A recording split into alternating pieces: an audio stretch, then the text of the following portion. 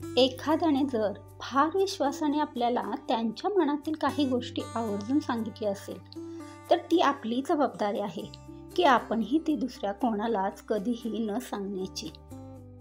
चुका दाखवून देण्यापेक्षा काही वेळेला परिस्थितीपुढे आपल्याला गप्प बसून राहावे लागते, कारण चुका दाखवून देणारे लोक कधी कोणाला आवडत नाहीत. ते वाईटच वाटत असतात.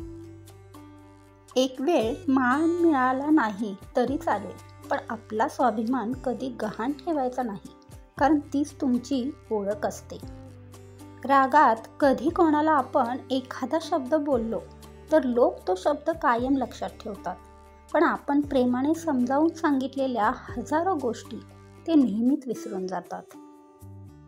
सामर्थ्य ही सांगण्याची अथवा पाहण्याची वस्तू नाही, तर वेळ आल्यावर कृती करण्याची गोष्ट आहे. विचारांचा वेग वाढला की हातातील खाण्यापेक्षा मनातील आठवणी पटकन गिळाव्या लागतात. जबाबदाऱ्यांना सांगावं लागत नाही की या, त्या आपोआपच तुमच्या आयुष्यात येत असतात. काही माणसं एखाद्यावर एवढा विश्वास ठेवतात की कोणी जीव तोडून ओरडून सांगितले तरीही ते विश्वास ठेवत नाहीत, पण जेव्हा त्याला ज्यांच्यावर विश्वास ठेवलेला असतो त्याच लोकांकडून फटका बसतो तेव्हाच खरं तर त्याचे डोळे उघडतात. तोपर्यंत डोळे झाकून तो विश्वास ठेवतो.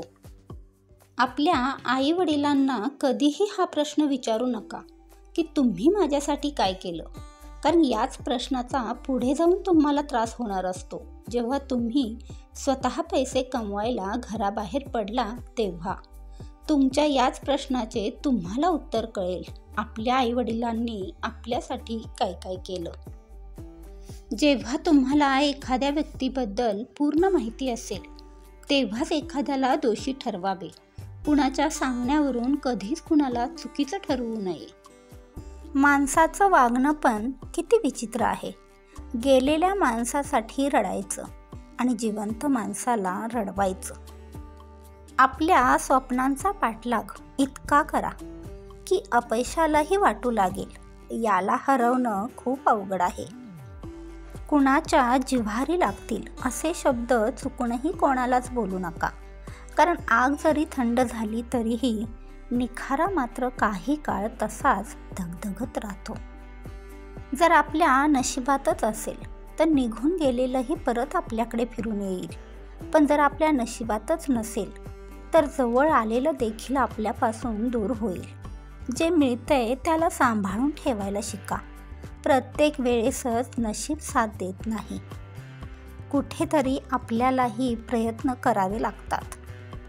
सुविचार कसे वाटले ते मला कमेंटमध्ये नक्की लिहून सांगा. आणि सुविचार आवडल्यास चॅनलला लाईक, सबस्क्राईब आणि शेअर करायला विसरू नका.